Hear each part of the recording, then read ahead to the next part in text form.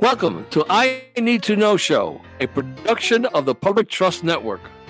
This show was created to inform Americans about the concerns and particular needs of the Puerto Rican community throughout the United States. However, our audience is not Puerto Ricans.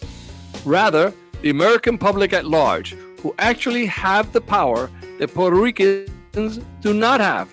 That is, to decide if Puerto Rico can be treated equally as all Americans under the Constitution. What, you may ask? This is not my opinion. This is what the United States Supreme Court has stated in several court decisions over the years. Many of you have heard of Puerto Rico, but many Americans do not even know where it is. What is sad to note is ever since World War I, Puerto Ricans have fought in every conflict around the world to support this nation and its principles of freedoms enshrined in the Constitution. Puerto Ricans have fought in Korea, Kuwait, Iraq, and around the world so that these people have the right to vote in a democracy of their making for their nation. Yet, Puerto Ricans on the island cannot vote themselves for their president or to have a voting voice in the Congress that sends them to war. In fact, the Supreme Court of the United States has clearly stated that Puerto Rico is governed by what is called the Territorial Clause of the Constitution and is governed by Congress. And Congress controls what rights and privileges apply to Puerto Rico and Puerto Ricans on the island. The Equal Protection Clause, which covers you and me, does not apply to Puerto Ricans on the island. This program is designed to educate Americans on this issue and to create a national platform for stateside Puerto Ricans to discuss this issue and bring it to their senators and congressmen. Puerto Ricans on the island are American citizens, but are not treated like American citizens. We do not advocate for statehood or independence. That is for the citizens of the island to determine. But we Americans do have a voice on how our Constitution is applied. Hey, welcome. This is Tony Suarez from I Need to Know Radio, also from the part of the production of the Public Trust Network, an event that we're trying to bring information to our community, particularly the community of Puerto Ricans around the country. To this date, we have already interviewed the president of the Puerto Rican Bar of Florida, interviewed the president of the Puerto Rican Bar of Illinois. Today, we have the vice president of the Puerto Rican Bar Association of New York. And tomorrow, or next week, we will have the president of the Puerto Rican Bar of Puerto Rico. So if you keep tuned to the Public Trust Network and I Need to Know Radio, you will be hearing these different points of view from around the country. And we have a series of seminars that are going to be given by different professors, Puerto Rican professors from City University, from the Florida Atlantic University, from University of Central Florida, from University of South Florida, and from the University of Puerto Rico. So we have quite a lineup of talent from around the country of Puerto Rican doctorates that I'll be speaking about the issues that are affecting Puerto Rico. And that is what we're trying to accomplish with the Public Trust Network and I Need to Know Radio. So with that event, let me introduce Peter Rivera Jr. And I say Peter Rivera Jr. Why? Because I know his daddy. And him and I were partners for many, many years. And I knew Peter when he was still in Calzoncillos, little, and he was running around in the snow. And now he's a lawyer and a partner in a respected law firm in New York City, and of course now vice president of the Puerto Rican Bar Association of New York. And give a little history because his father was the president of the Puerto Rican Bar of New York, and as I subsequent to that became president of the Puerto Rican Bar of New York. And New York Puerto Rican Bar has a very distinct history. It was started in 1957. Is that correct? That was the right. That was incorporated in 1957, precisely around the time. For those of you who like West Side Story, right? The 1950s, the Puerto Rican Bar Association was a result of the need of these leaders in the community, that being the lawyers of Puerto Rico, to defend the rights of Puerto Ricans that were coming in mass numbers to New York. And that included bilingual education, access to the courts, access to the political process. So the Puerto Rican Bar Association of New York actually was the first civil rights type organization for the Puerto Rican community out of New York. So it comes from that very proud tradition.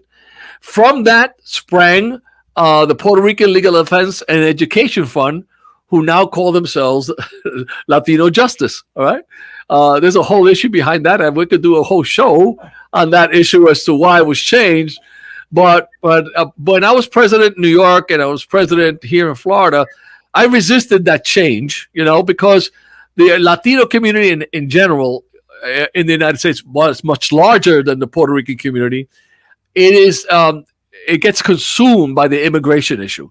And so Hispanic bar associations from around the country really are concentrating on the issue of immigration, which is an important issue and important for the nation.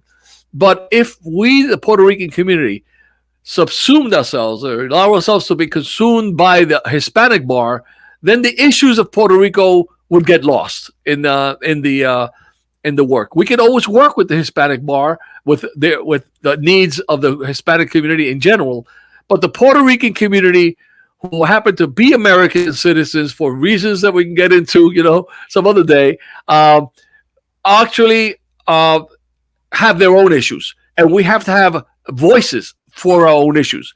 The Puerto Rican Bar Association of New York was the forebearer. It was the beginning. It started this movement outside of Puerto Rico. Of course, Puerto Rico Bar Association goes back to the 1800s on the island.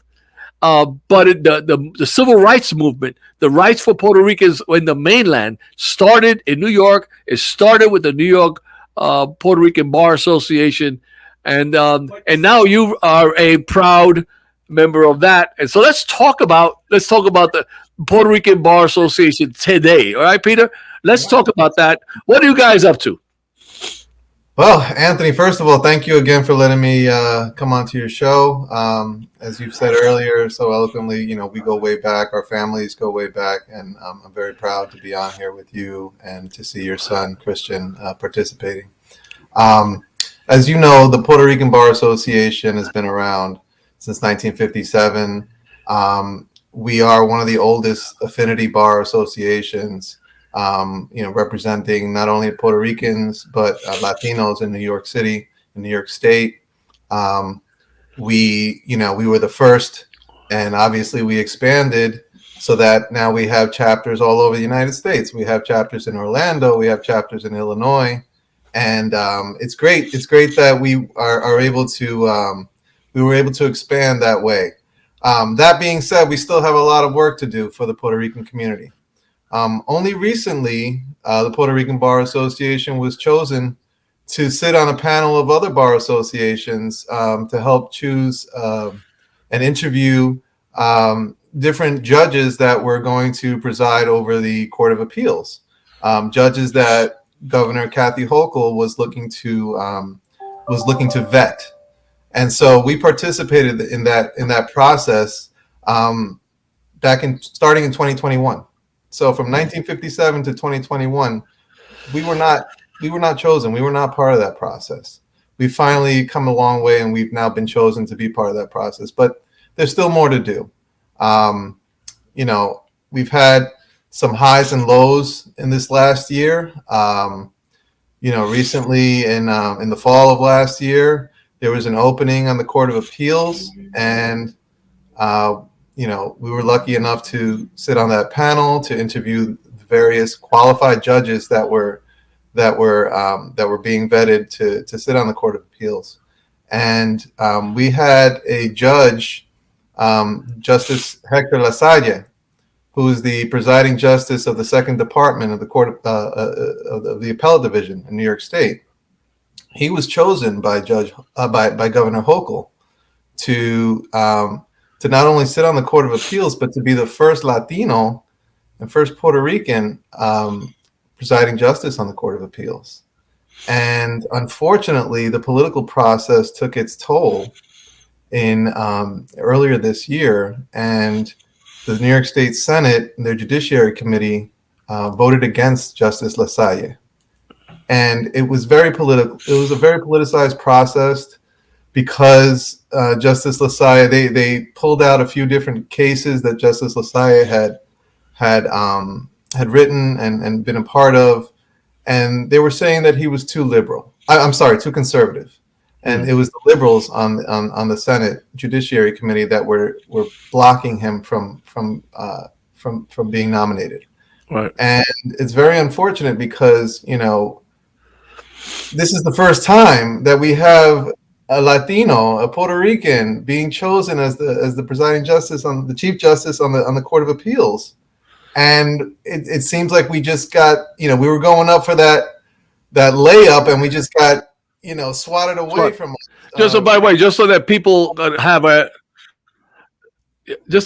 understand, the Court of Appeals of New York is the highest court. It's the equivalent to the Supreme Court here in Florida, and in Puerto Rico, where the highest court is the Supreme Court. In New York, for historical reasons, the highest court is called the Court of Appeals. So what we're talking about is having the presiding justice of the highest court of the state courts of New York being a Puerto Rican who found himself challenged in the state Senate. That's right, and it's really unfortunate. You know, this was a golden opportunity to show diversity in the Court of Appeals, to show someone who's well educated.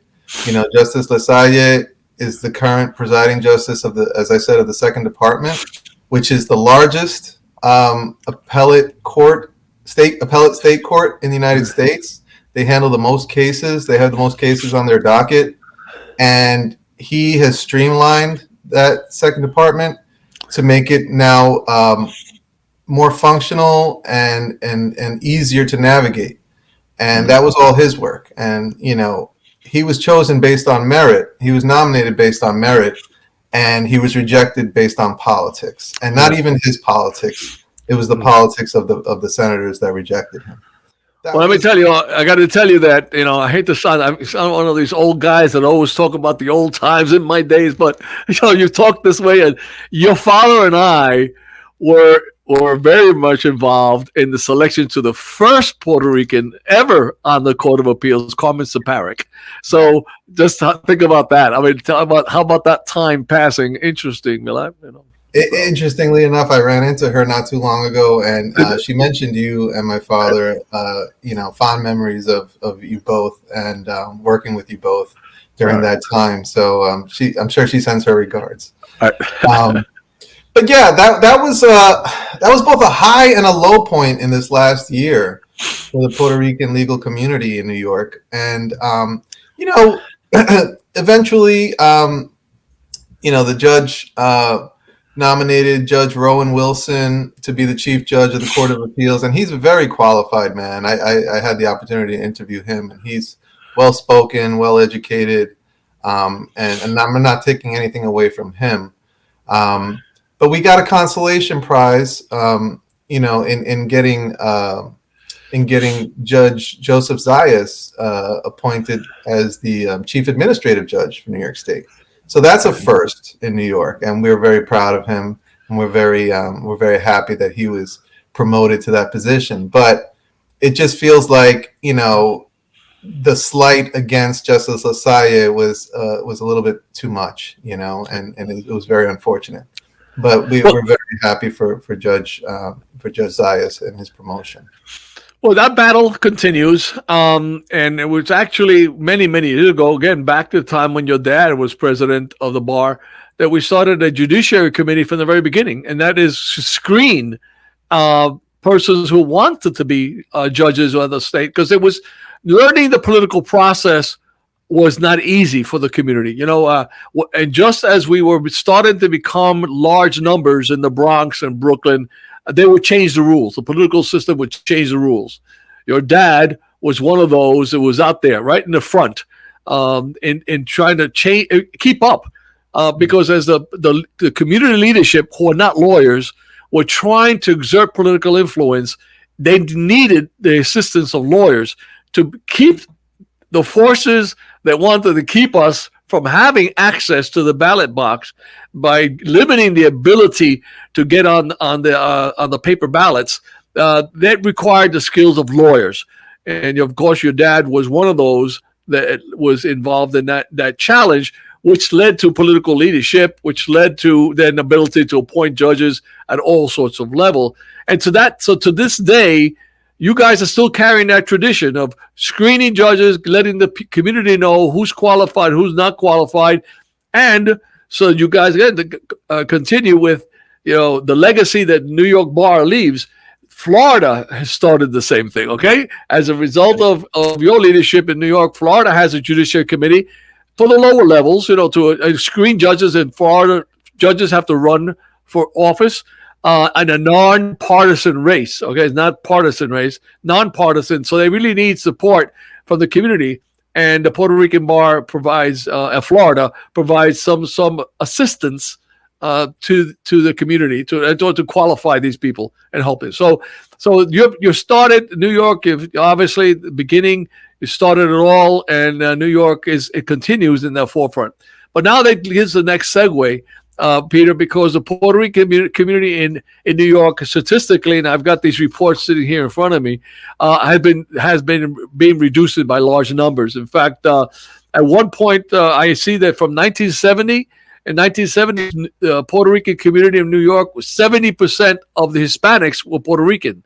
Now it's less than 50% of the Hispanics are Puerto Rican. So while the Hispanic population has grown in general, the Puerto Rican population, percentage-wise, has lessened, which leads to a couple of problems. One is, of course, political force as opposed to others, but also it means you have overall less ability to get your own candidates elected. And the concentration away from the issue of Puerto Rico to the general Hispanic population incur this immigration, for example. I know there's a big issue in New York. All those immigrations are crossing the border, and the governors of Texas and Florida are sending them all these immigrants to New York so they can live in New York City. So it becomes a major issue, immigration, because it's a big issue. And then the Puerto Rican community, who are already American citizens, who already vote, carry that burden of having to make these changes. Yet you're stuck in the middle, between the. So I would ask if you could first address the question of what's your perception of the reduction in the population of Puerto Ricans in New York State, and what does that mean for the political influence of Puerto Ricans within the state? That's a good question. I mean, up until 20 years ago or so, we were the number one. Puerto Ricans were the largest Hispanic community in New York State. I'm pretty sure we still represent a large portion. I couldn't tell you the exact statistics. Well, according to the numbers in front of me, it's still about 50% of all Hispanics are Puerto Rican. I mean, we do have a large representation, I can tell you, in politically in the New York State Assembly, New York State Senate, and the New York City Council. We do have a large contingent of Puerto Rican elected officials that are still representing their communities. However, you're also seeing a lot more Latinos from other cultures. You have Colombian, you have Ecuadorian, you have Hondureños that are coming in, and of course Dominicans. So we have a huge Dominican population here in New York, and they're pretty much getting a lot of sway and a lot of pull in political circles, getting their candidates nominated, and of course, getting candidates screened to become judges as well. We just had the first Dominican appellate term judge appointed, Judge Lourdes Ventura, recently in Queens. So the Dominican population is certainly getting a lot of push in the judicial community. But I see, the Puerto Rican population is still here. The issue, though, is that are we diluted among the larger Hispanic population, or do we have our own push, our own faction to be able to push our agenda? And That's a good question. I mean, that goes back to the question of why does the PRBA exist in the first place, right?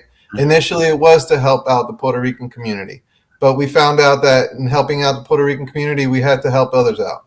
We had to help out other Latinos and helping them come up. So I feel like the Puerto Rican community, the PRBA, has helped those organizations, or rather those factions in the Latino community, to come up and to find their place both in the political world and the judiciary. Well, let me tell you, it's interesting you put it in juxtaposition that way, because the Puerto Rican community, like all other immigrant groups that have come to New York, have started in New York City and then spread out. You yourself lived in Rockland County. I lived in Rockland County, right? We all started living in other counties, spreading out. The result is the influence is maybe a little bit less in the Bronx and Queens and Brooklyn, but now we have influence in Rockland and Monroe County and Orange County and Teaneck and all around the place where Puerto Ricans have spread out because they become more affluent over the time. This is a very normal migration pattern for everybody in the United, whether it's Irish or Italians or whatever. It all has happened in that manner. And you're seeing also Hispanic bar associations popping up in those areas as well. We have the Long Island Hispanic Bar Association. We have the Hudson Valley Hispanic Bar Association. Where and even up as far as Syracuse, we have factions or chapters of the Puerto Rican Bar Association that we're working with and cooperating with to help, to help the Puerto Rican community and the Latino community up there as well. So, we're spreading out and we're spreading our wings. I think it helps. I think it helps our cause because we're not just concentrated in one area. We're not just concentrated in the urban areas or in the city. I think it's necessary. And I'll be honest with you, I moved back up to Rockland. I was in the city for 2 years, and last year I moved back up to Rockland County. Why? Because I have 2 little kids and I want to put them in good schools. But when I moved back up here, it's very different than when it was when I was a younger kid growing up here. I see a lot of diversity here now. I see a lot of Hispanic kids. I see African American. I see Asian, South Asian. It's really nice to see the diversity that's going on up here. And I think that's what you're seeing with the Latino community. So now this leads us into the next segue, which is almost perfect, because while we are saying that the Puerto Rican Bar Association and the Hispanic bars and Hispanic community, the biggest problem, and when I talk about problem, we're talking about the issue that is facing lawyers, is the question of this immigration. But so they're battling that. But the ones who have automatic citizenship, the ones who can vote immediately, have an effect upon the change, are the Puerto Ricans. Yeah. So while you may have spread the wings, as I said, in New York, you become more important because of the migrant population who are not citizens need the protection of the law. It is going to be the Puerto Rican Bar Association that can take the lead, not anybody else. Right? So that's an important point for people to remember that. Right. It's important to show that we're not apathetic to what's going on with the migrant community. It's a huge issue right now. It's a very hot button issue in New York State, New York City. Both the mayor and the governor of New York have been kind of bumping heads on this issue because it's not necessarily an upstate thing. It's more of a downstate thing. And the problem is the housing. Where are we going to house all these folks? And it's and it even touches, when we look at President Biden and getting the federal government to come in and intervene and help out on the situation. It's not enough just to send them up here. New York City has a mandatory housing for the homeless law. And, I work in, truth be told, I don't really work in immigration law. I work more in housing law and property and real estate. And I know that, New York City has opened its doors to folks coming in from all over the world to house them in homeless shelters. But this topic and this issue has gotten so big that they're starting to just change the laws now, and they're wondering, should we revamp these laws and these regulations because we have so many people coming in at this point in time.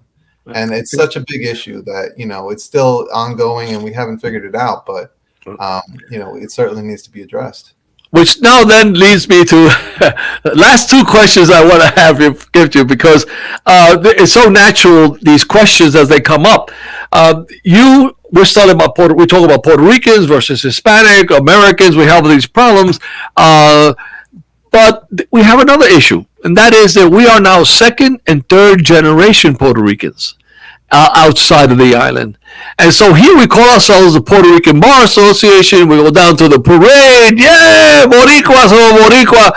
But we don't know east from west. We don't know where Ponce is. We don't know who, Alviso Campos, who's that guy. I knew more about the I knew more about the Algonquins who came, who gave away Manhattan Island to Peter Menuet than I knew about the Taino Indians and what happened with Cristobal Colon. What do I know about? I had to learn that. So why was I calling myself Puerto Rican? And I want to know, why do you call yourself Puerto Rican? I think it comes from my parents. Both my parents were born on the island. They made sure that we knew our heritage, that we knew who we were. And they brought us to Puerto Rico every summer to spend time, and not just a week. I mean, I would spend a month or two down in Puerto Rico to learn Spanish, because my parents really didn't speak Spanish to me. I had to learn it on my own. Because we were New Yorkers, we were New Yorican. Right. So, it wasn't necessary for me to speak Spanish, but learning Spanish was the key to me. Knowing who I am, knowing my heritage, knowing where I come from. Why do we call ourselves Puerto Ricans? Because, quite frankly, that's who I am. I am a Puerto Rican. I was born and raised in New York, but I identify with Puerto Rico so much so that that's pretty much the only place that I travel outside of New York 90% of the time. I still have family there. I still love going there to get my pan sobao and my café con leche. The island means so much to us, and I feel so bad because the island's gone through a lot. A lot of storms in the last. And I'm not just talking about like literal storms. I'm talking about like political storms. Right. And they've dealt with so much over the last 100 years. But I mean, from Proposition 936 and taking away the tax benefits from the folks that are, from the pharmaceutical companies that were providing jobs there, to the Luma, the power company that's going on, that's having problems there, and privatizing that, the political corruption and scandals that have been going on with practically every governor that Puerto Rico's had in the last 20 years. There's been a lot of problems there, and it saddens me. And I would love to do as much as I can to help the folks in Puerto Rico. At this point in my life, the best that I can do is just go there and infuse some economic currency there by spending some money and spending my time there, and introducing my kids to the island and showing them what it's about. My son, I have a 5-year-old son, and all he talks about is Puerto Rico.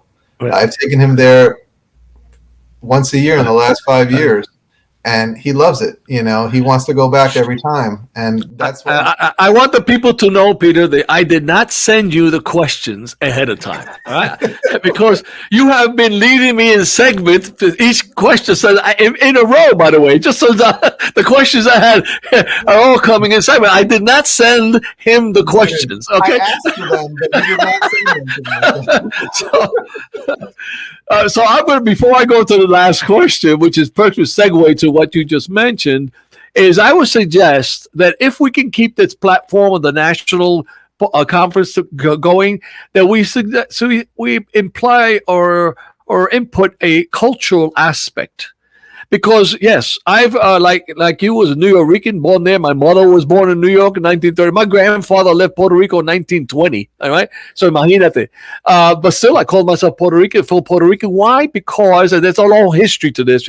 I hope to be able to interview Nelson Dennis, who wrote the book which is the definitive, I think, a definitive history on what happened to our community once the occupying country, the occupying forces of the United States entered Puerto Rico post 1898. But we have a fierce defense of the culture. We want to have a fierce defense of the flag. That was been ingrained in us from 1898. And to this day, it's in me, it's in you, and it's obviously you're now inculcating that into your children. So I suggest that if this national conversation can continue into the future, that a component of it we have something to do with cultural heritage, so that we continue to have our children have a way, and particularly the leadership. That is I'm a big proponent that the lawyers should be the leaders. As you saw, Donald Trump always has lawyers around him, right? So our profession has had kind of a spotty, but yeah, we can do good and we can do bad. If you do good, it's the greatest profession in the world, right? But we have this affinity. We're in affinity bars, and we're cultural. But we're after generations of generations. There has to be a cultural affinity component to the legal motivation of what we're doing. So, which then leads me to the questions you were now about the legal motivation. All these problems that you described in Puerto Rico with Luma and the political corruption, a lot has to do with it. The fact that Puerto Rico just doesn't have representation at the national level. It doesn't have the funding that other American citizens received, from the formulas that are given for education, for health, for transportation, etc. Puerto Rico received less. Why? Because it's not a state. Why is it not a state? Because Congress controls the territorial clause. Now, of course, there's this debate on the island as to whether it should or should not be a state, whether it should have independence or stay in the Commonwealth status.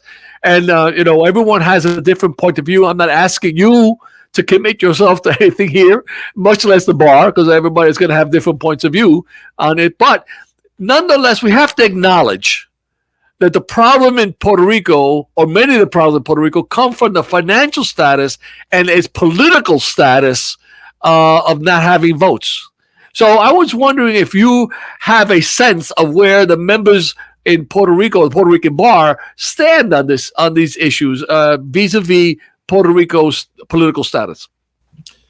Well, the political status of Puerto Rico is not a major topic among the Puerto Rican Bar Association at the moment. I know it's something that we've touched on in the past. At this point, we're very focused on pushing for Latinos and Puerto Ricans to get more involved in the judiciary in New York State, New York City. But I could say that, it is a topic that we all deeply care about and want to see a resolution at some point as to the status of the island. But you're right. I mean, we all have to do more in terms of contributing towards that.